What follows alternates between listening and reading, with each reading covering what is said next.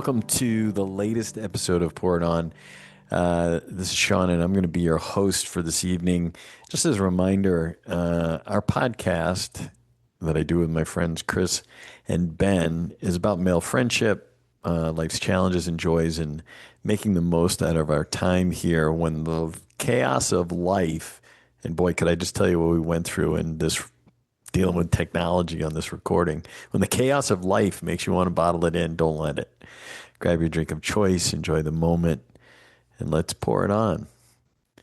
So, good evening, gentlemen. Before we start, I just want to say I'm getting back from travels, and on the airplane, I watched Superman. I just want to weigh in Here we go. from previous episodes.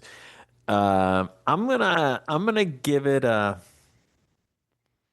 5.5.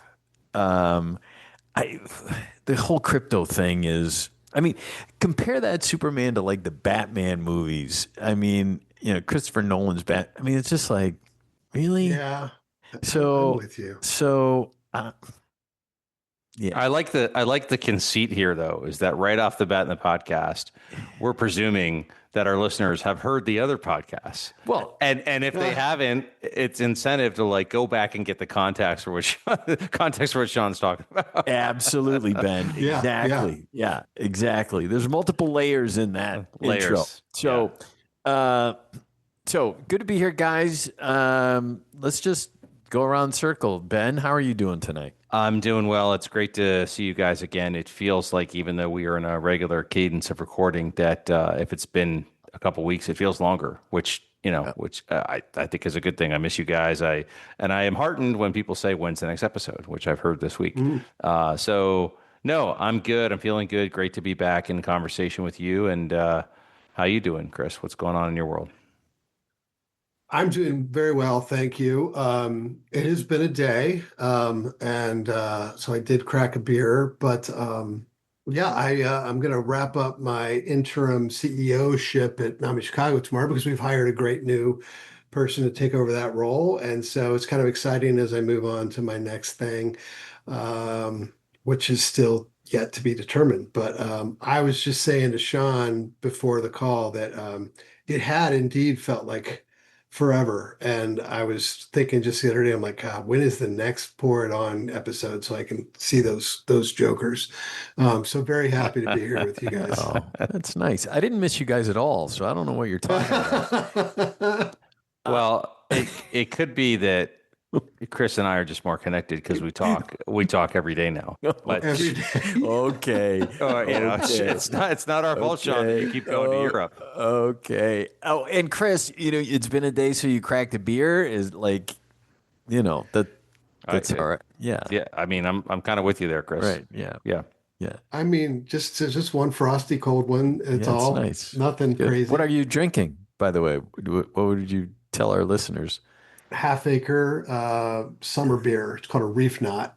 Pretty low ABV as well, so I can stay focused on the topic at hand. Nice. And Ben? I've got a Bell's Two-Hearted IPA. Yeah. Good old American IPA. Nice. And I've got Pellegrino. So good to be with you guys. I Go think, in. I have a comment. I can't say it'll be insightful, but I think it might be interesting for people to know that we rotate the hosting and we rotate the selection of the topics. And so tonight is Sean's, and we haven't really done any pregame on it. So I'm very excited and interested to hear where you're going to take us.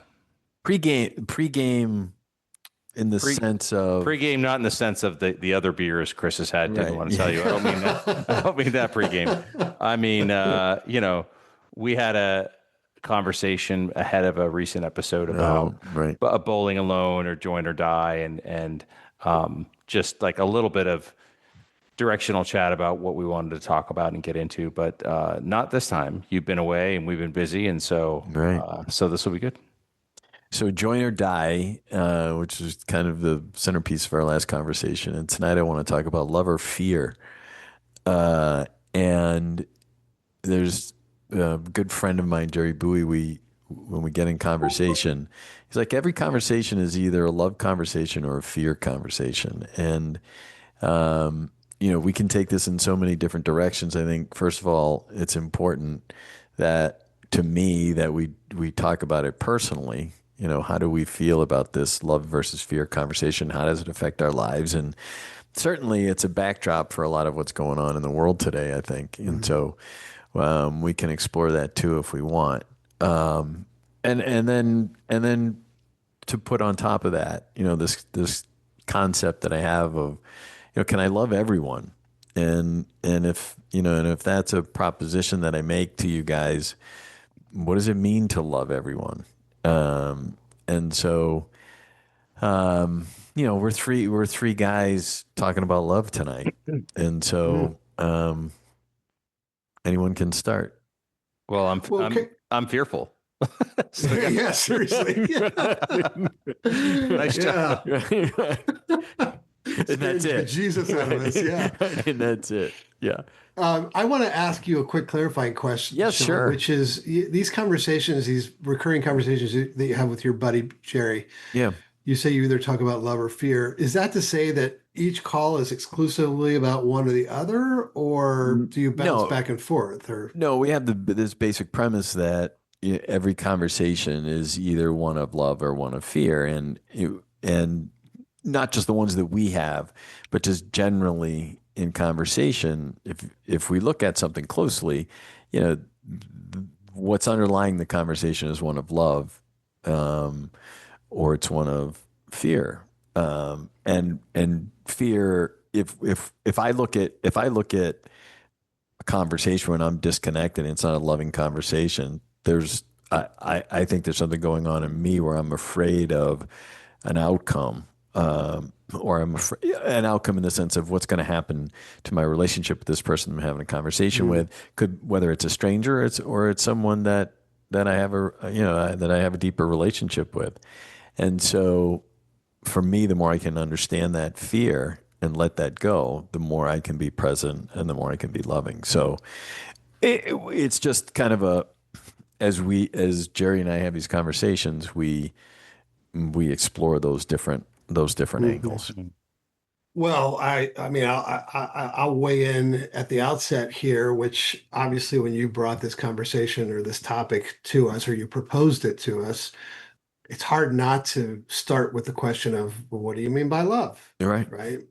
Ben, I don't know if you ever listened to the episode of If You've Come This Far, where we revisited the last lecture of a priest that I had in college, but I really have taken to his definition of love, which is giving yourself to something or someone.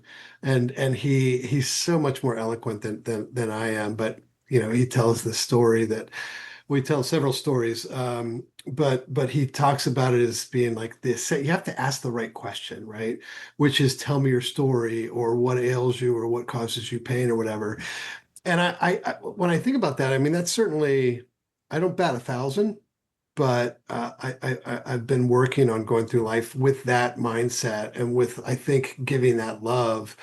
Um, it's hard to care about the story of people of that sounds awful, right? But there are certain people in whose story I'm less interested. But that's the sort of the fundamental mindset that I'm trying to go in with it. And I think that's what we do. It's what we did twice on our podcast when Ben was a guest twice, and what we've done with Hmm. everyone else. I'm always just like, yeah, tell me how you got here. Like I'm Hmm. genuinely interested in why are you who you are? So tell me your story. So Ben, I'm gonna leave it at that and let you jump in. Yeah, well, a couple thoughts at the top. First of all, um, this is exactly the kind of topic that would not make sense to people who think that there's a podcast about male friendship.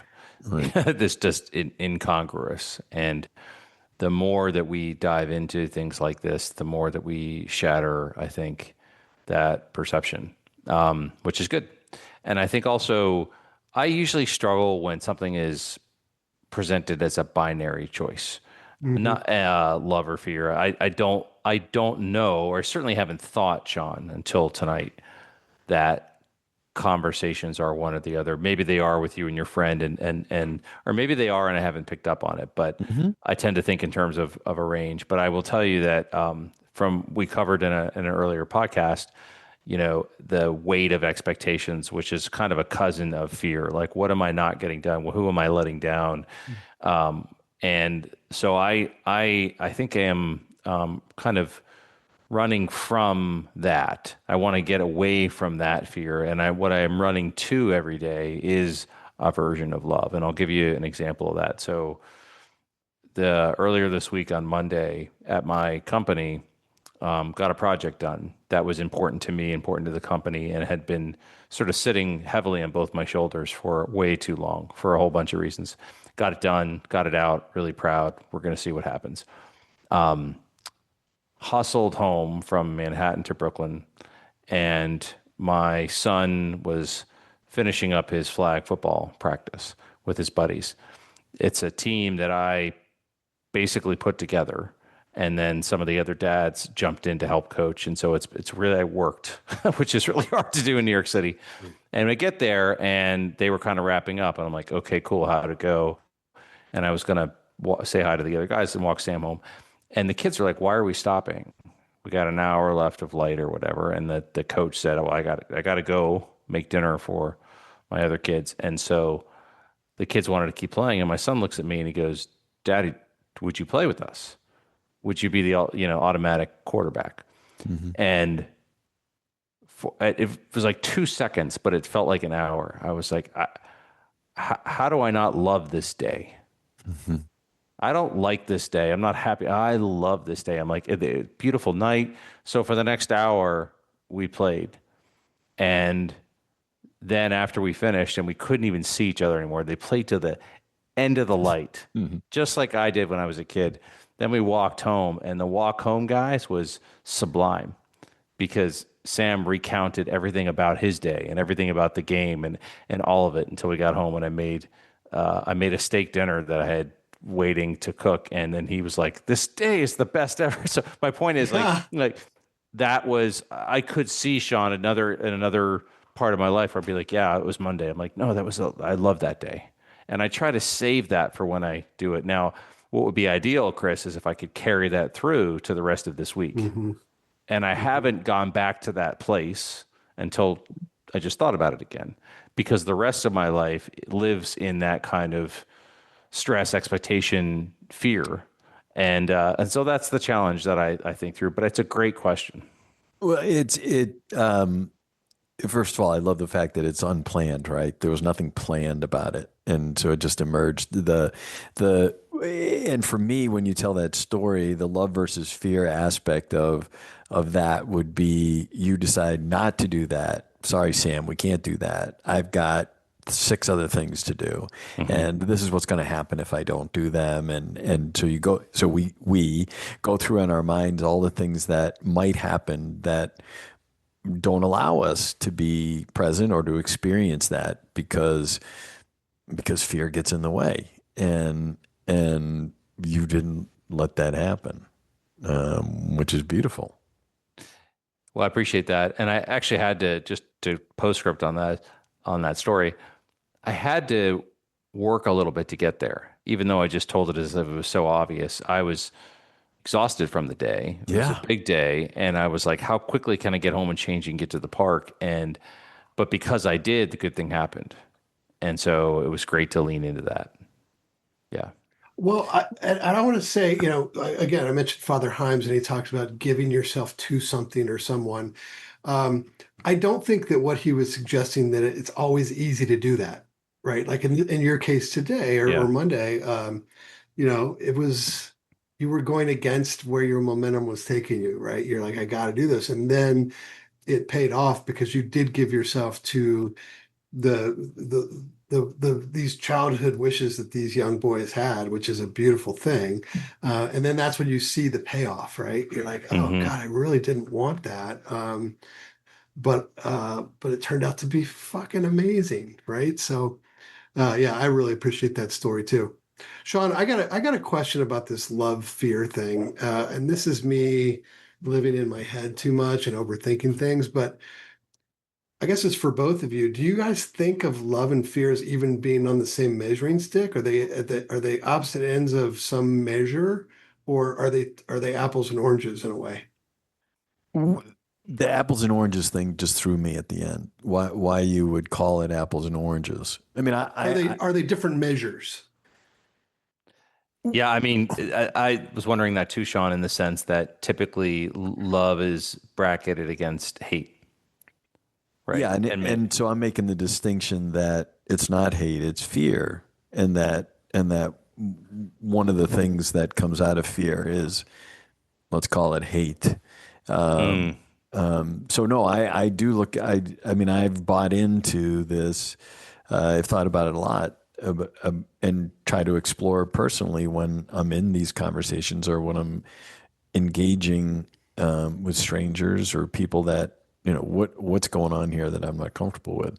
So yeah, I mean, and so Ben, to your point, hmm and you guys may think that. I mean, and you might want to weigh in on the fact. No, I don't see it as love and fear. I see it as love and hate or love and something else. And let me just say, for me, this concept of love at a basic level is it's nuanced, right? I mean, at some level, it's a recognition that everyone that you meet and see is a miracle. I mean, it's like fuck. I mean, and you don't know any, and I don't know anything about them. And still, I see him on the street, and it's like, okay, who is this person? And or see him at Starbucks or what? I mean, so who are these people that I'm engaging with that I can love? And just that a kind of a basic curiosity about what who they are and what they're about. And even though I may never ask them that question, that's part of it for me. So, Chris, when you say, certainly there's some people that are difficult to love, that becomes even more of the mission, which mm. is okay. What's happening there that is driving them to act this way? That's driving them to do these things. Because I don't even know them, and so I may see these things, and I don't. I struggle with the love part. Yeah. But then how Well, do I force yeah, it's myself funny. down that path? Yeah, you often describe yourself as a lover of all beings. And in the intro to our last, if you've come this far, you said something to the effect of, "Oh, we got this interesting guest," and then you said, "Isn't everyone interesting?" And so that curiosity is a beautiful thing, and I agree with you. I mean, I think that there's a story around every corner, right? Mhm. And so to not explore those stories and not ask the question is you're missing out on love. And love is not just a gift; like it comes back, it reciprocates, right? Mhm. And so Mhm. it's what brings us joy. Um, I'm going to be snarky for just a second, but do you hate the Yankees or do you fear the Yankees? Or maybe do you hate them because you fear them? No, there's no hate. There's no there. I don't know. I don't know that I have ever said that I hate the Yankees. I may hate their fans, but no, I'm kidding. Totally, So there is hate. I'm totally kidding. Why wouldn't we be afraid? 27 and counting, 27 champions, 26. Let's What's the change the number? subject. I'm 20, sorry I brought that up. 27, 27. 27. Yeah. Yeah, So it's come 27. on. Who isn't afraid? Can I uh can I get us back on track? Because Yes. Yes. at some point I'm gonna need to check the score, let's be honest. Yeah. I think that let me park for a second the fear part of your premise tonight, Sean, and ask again about the love because I have also heard you many times describe yourself as a lover of all beings. I find every time you say it an instant visceral feeling of hope, Mm. which is awesome. But now that we're diving in a little bit more, something in the way you were just talking to Chris made me think almost like whether it's people you know, friends, people on the street, that like the presumption would be to show love. Mm-hmm. And I was like, so I want to question that a little bit because that's also a pretty weighty thing to carry around that you have to love everybody, irrespective of how they treat you, treat others, whether you Mhm. even know them. I mean, I've never really thought about that. Respect, grace until proven otherwise, yes, uh, but lover of all beings is probably something that not many people would say. Like, yes, I'm 8 minutes late for the subway, and I'm rushing there, and I'm passing probably 42 people on 4 blocks, and I love them all. It's like, Mhm. I don't know you. Mhm. Move, Right. Right. right? And that's not a criticism. I think that's like normal. What do you think about that? Yeah. Well, so when you distinguish in what you said, respect and love, so what does love mean to you? I how think would you that I, look at it? I think that the passion and the depth of the feeling I had in the story I described for the invitation to be part of that memory, Hmm. for the scene of community that took 4 years to put together, for the happiness of those kids' faces, I mean, we'll be talking about that night forever. And so when I say I Hmm. love that night, that was a depth. That's different than if I was leaving the park and had to get home to cook dinner and somebody was in trouble and said, "Hey, can I borrow your phone?" Like, yeah, of course. Like Hmm. I defer to you as a human that you need help, but I'm not a lover of you as a being, right? That's Well, all. but but but you can be in the sense of, I mean, I don't know, maybe you loved every guy that was playing on that day playing football. I think it to a certain extent it's a matter of degrees, and maybe I Yeah. overplay it when I say lover of all beings, but it's a recognition that, as for me, that as humans we all struggle, and Yeah. that if in a, and it's part of the reason why I say it as I do is just as a reminder that if I keep Mm. saying it, then I'll keep doing it, and um or try to do it, Yeah. because I'm it's sometimes it's tougher to do than other times. Yeah. But it's a desire for connection, even in its most minor ways. I mean, it's saying good morning to somebody when you pass them on the street, when you walk for coffee. That's a See, connection to me. I agree with that, and actually, that's how I've always taken your phrase, "lover of all Yeah, beings," like yeah, that genuineness and that warmth. Um, all period. All I meant was that as we kind of dive deeper into what do these words mean, and when do we feel them, and what is it, and what do we mean by that?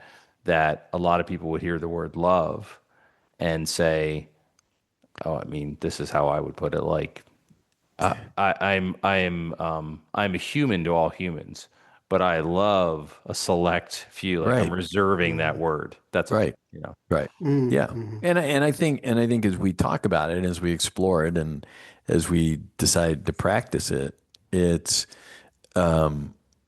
distinguishing, because to me there's a baseline, and then it's like, okay, well, I'm deciding to, then there are relationships that we modify the word, right? A romantic relationship or a Hmm. familial relationship or whatever that, romantic love or familial love, and that modifies it in a way. But that just means, to me, that just means that there's a relationship that needs to be, the love is defined in a different way, but it's still kind of, it's about love. Hmm. How do you And think it, about this, Chris? I mean, this whole topic. Do these words carry extra meaning to you, or do you, when you hear Sean say "lover of all beings," does that just kind of instantly feel right to you at a human level? Yeah, it does feel right to me. And I have a harder time distinguishing between the different forms of love, whether it's familial or romantic. I kind of go back to Father Himes. I think of it maybe in a slightly different way, as love being just to show grace to Yeah. everyone, because you don't know what the 40 people that you pass because you were in a hurry to get to work, Yeah. what ails them.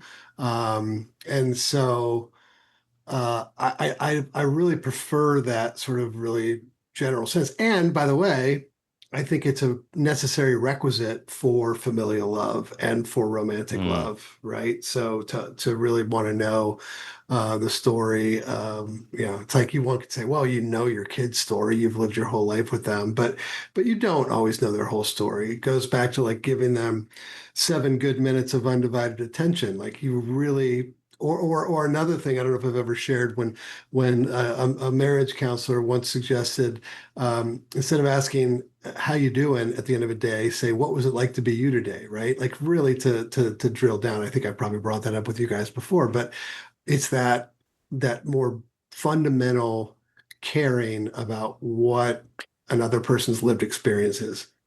So when you got sorry, go ahead, Ben. Sorry. no, I was just going to say if that counselor was a therapist in the room for Sean and me, and they asked how their day was, and Sean would say like, "Yeah, yeah, I just, I'm a lover of all beings," and they'd say, "Ben, I'm like, I'm fearful as shit."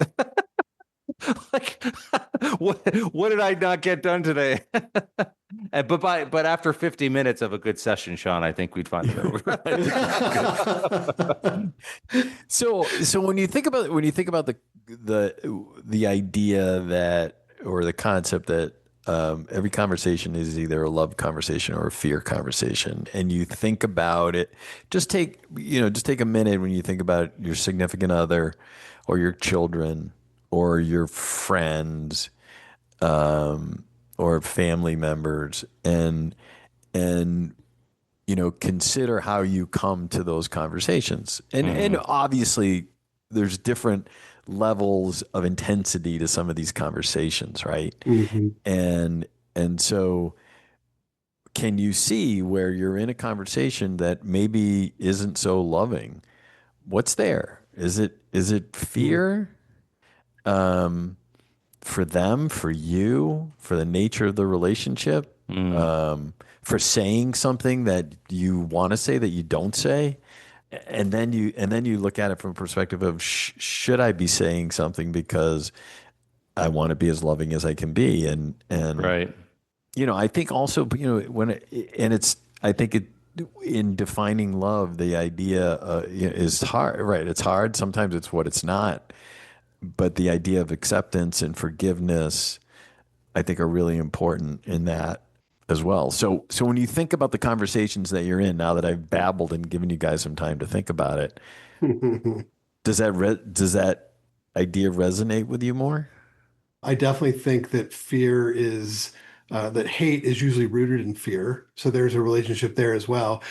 But I think what's important for me as I'm thinking hard about this is that, let's assume for a second that love and fear are on the same spectrum. It's not binary, right? Like I'm pretty sure that Mm, you and Jerry don't have conversations that are either all fear-based or all love-based. And so it's this constant sort of I don't want to call it a discipline because that I think that minimizes it in some way, but it is a selflessness. So mm, when I am loving, when I am showing love, whether it's to Manisha or to my kids, I think what it means for me is that I'm coming from a place of selflessness, right? I'm setting mm, because usually when it slides back over to the fear into the spectrum, it's not necessarily fear of them or what they're going to say. It's usually I'm worried about fearful or worried about something that I should be doing elsewhere, and I'm not therefore giving myself to them. Does that mm, make sense? Yeah, mhm. because certainly it could just be presence. I mean, you don't have to do, when you talk about being Yeah. selfless, you don't may not have to do anything. It's just, am I present?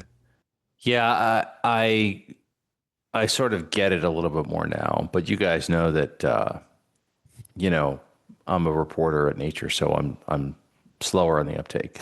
I think that I can certainly picture conversations, Sean, where there are moments of fear of all kinds. Hmm. I'm expressing true love, and I am fearful that I'm not going to be. It's not going to be reciprocated. It's not going to be heard. It's going to be talked right over, and then the rest of the conversation then validates my fear. Like, well, this feels very one-sided. Here we go again. Same thing over again.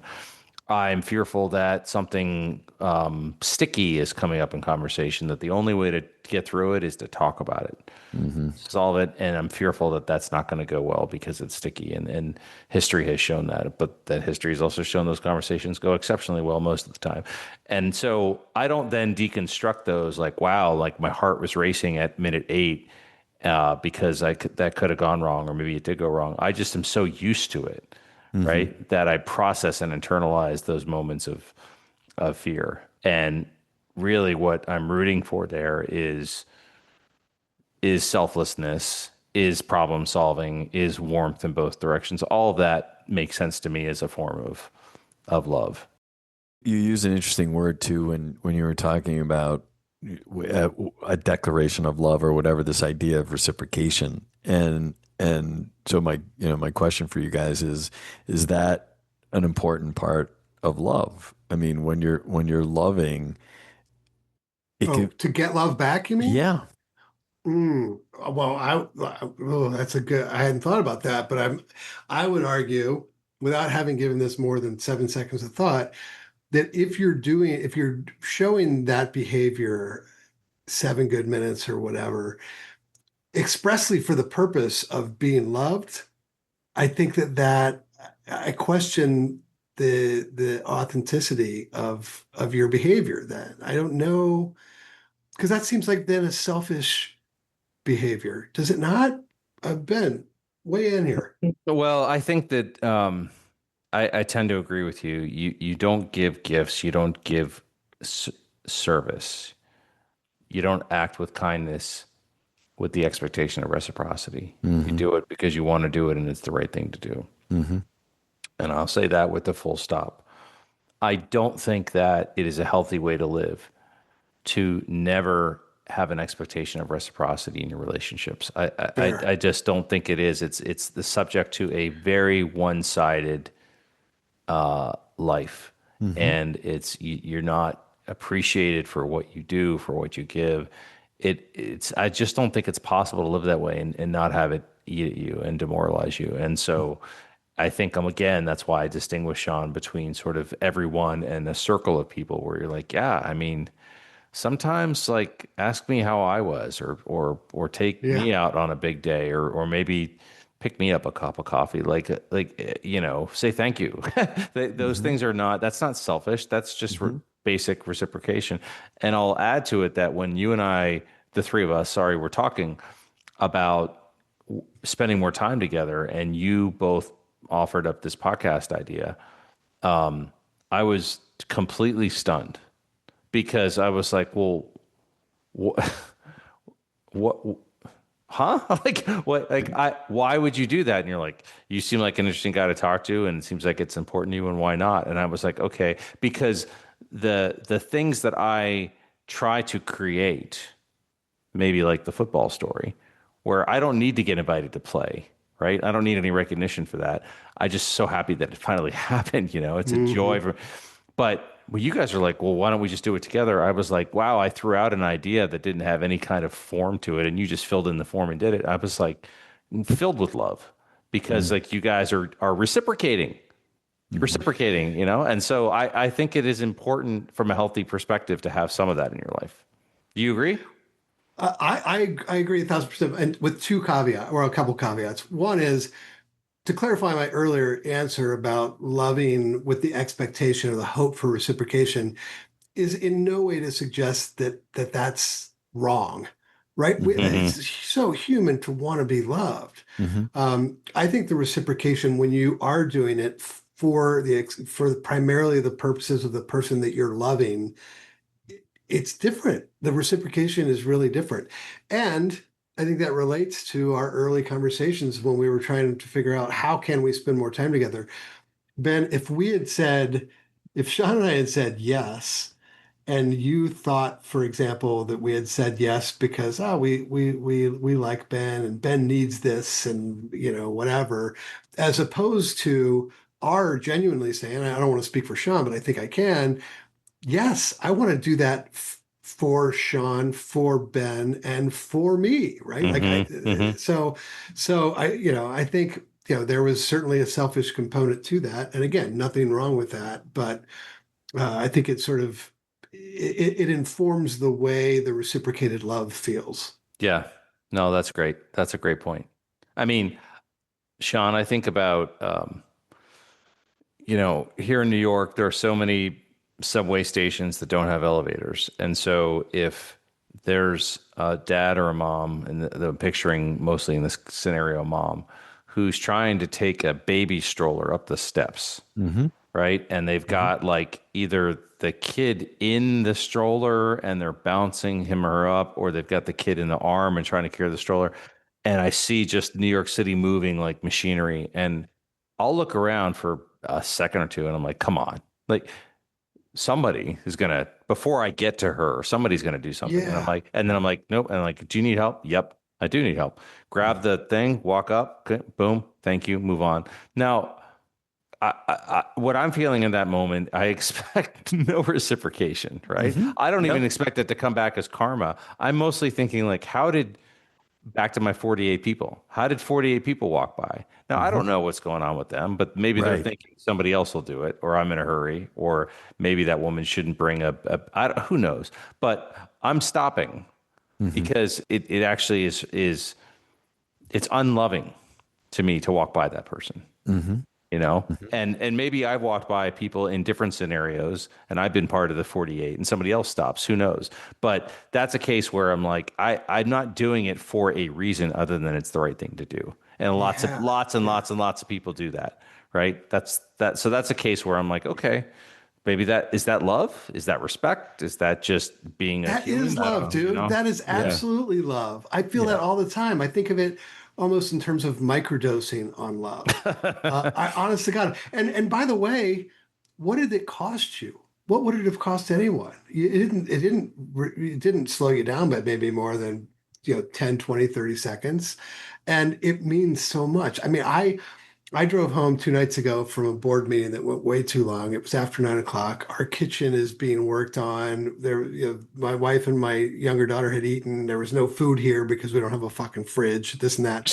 And so this is all my excuse for I drove through a McDonald's drive-through. The woman who handed me, oh, are you shaking your head because you're No. disgusted? Oh, No, not uh, at all. You don't. You're saying it like, oh, I made a huge mistake. I went and ate at Hey, McDonald's. I like to get sounds pretty good right yeah, now. it does sound really good right now, right? We go good with this What'd you this have? reef knot. What'd you have? What'd you have? I always get just a hamburger with extra everything. I like the Oh, ketchup and interesting. mustard. No cheese. Well, no, I don't do the cheese. No. Oh, all Yeah. right. All right. By the way, McDonald's is the topic for the next episode. Okay. Oh, okay. But listen, Finally, my son will be interested. Sorry, Chris. Make your yeah, point. Sorry. yeah, your son's gonna be like, when are you guys doing Taco Bell? But the woman who handed me the food, this is it's gonna seem petty, but to me it means everything. Like she was, no one tips at McDonald's, so she wasn't being so lovely and kind for a tip, Mm-hmm. right? That's Yeah. just the way she was going through the world. Mm-hmm. And and on my end, I am it's just it doesn't cost more to be kind. And Yeah. so I know kindness and love are super related, but like even the little things, man. I mean, just spreading that magic dust through micro doses of kindness is, in my opinion, Ben, absolutely love.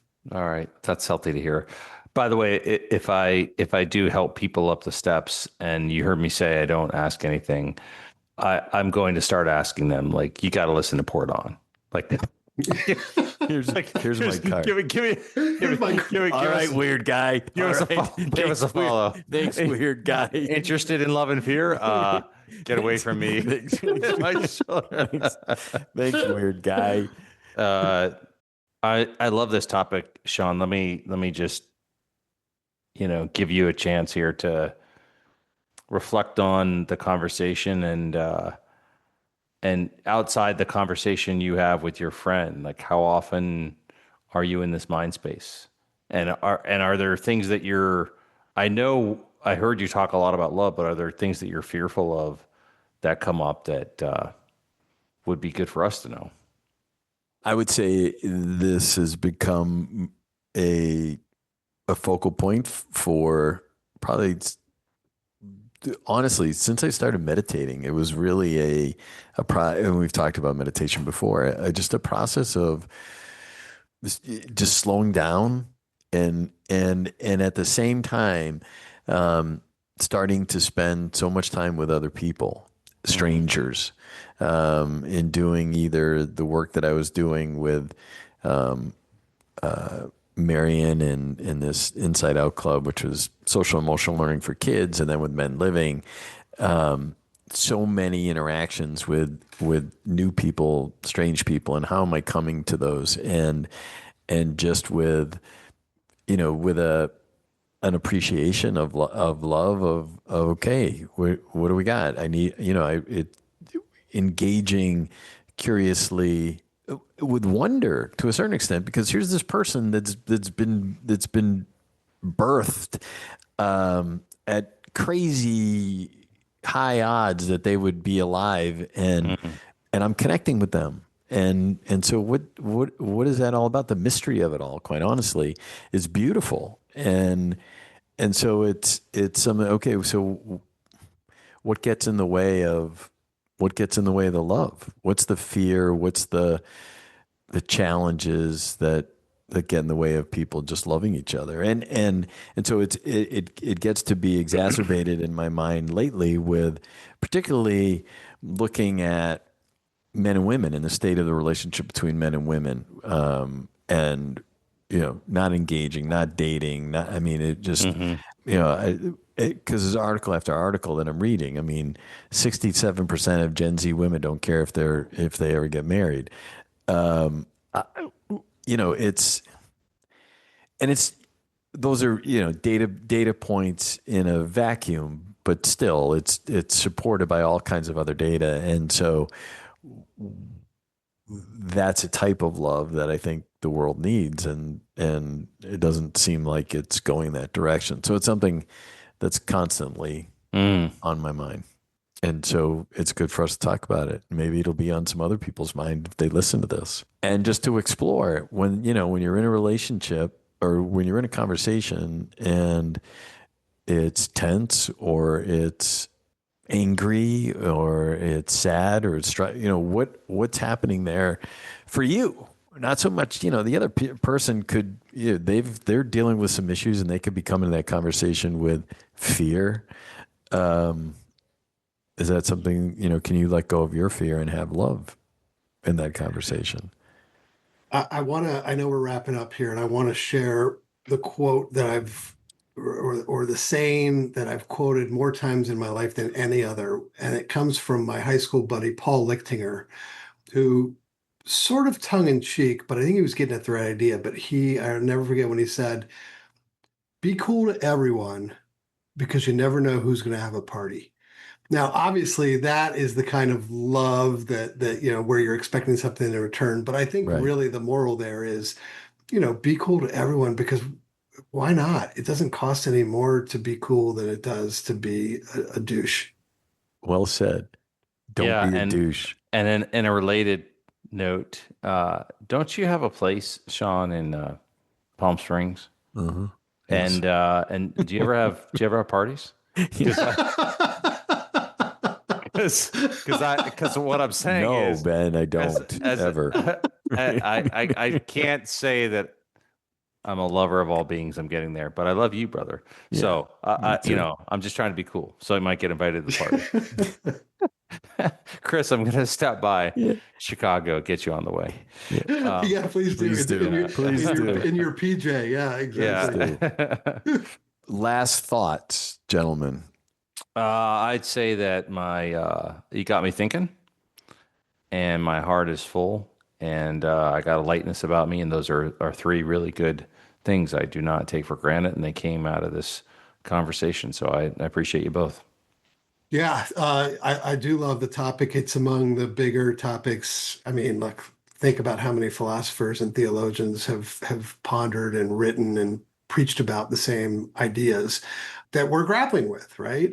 It's complicated, and I promise you, the Paul Lichtinger quote was not premeditated, but what it did for me is it brought me back to that, right? And that's kind of like that's to me, the quintessence of love right there. So thanks, Shaun. Well, thanks for, I mean, yeah, your point that this has been talked about for centuries and we spent 30 And we quality solved minutes, it. 30 quality minutes, or thereabouts. But, no, and I think that that's our goal, right? Is to have these quick kind of conversations where we introduce these concepts and we're, 50 and 60 something, year old men, exploring these issues and talking about it and trying to normalize the fact that you can love everyone. I'll end with this thought, Sean and Chris, is that I've seen this so many times, but particularly in my life in the last 2 years, I'd say. You have a 30-minute conversation, you have a 30-minute presentation, you have a 7-minute conversation in the hallway. People take something from those moments. They take a point you made, a turn of phrase, a bit of grace, the fact that you stopped it all, that you asked about them, that you remembered their day, and those things aggregate. And so I don't know if that happened tonight, but I don't think we should, minimize any conversation we have about real things, because somebody's going to hear something that says, I'm going to probably think about the next conversation I have a little differently. I know I will. And so I appreciate the chance to do that with you guys. Amen. Pour it on. Same, same. So thank you for listening. If you enjoyed it, and we hope you did, talk to your friends. Let them know that we're out here having these conversations. We'd love for you to reach out and have them with us. I got a shout out to Jeff Tress, who comments on every episode on Spotify. And so, Jeff, thanks for your interest in what we're talking about. Much appreciated. And until next time, peace and love, boys. Thank you, gents. Be well. See you soon.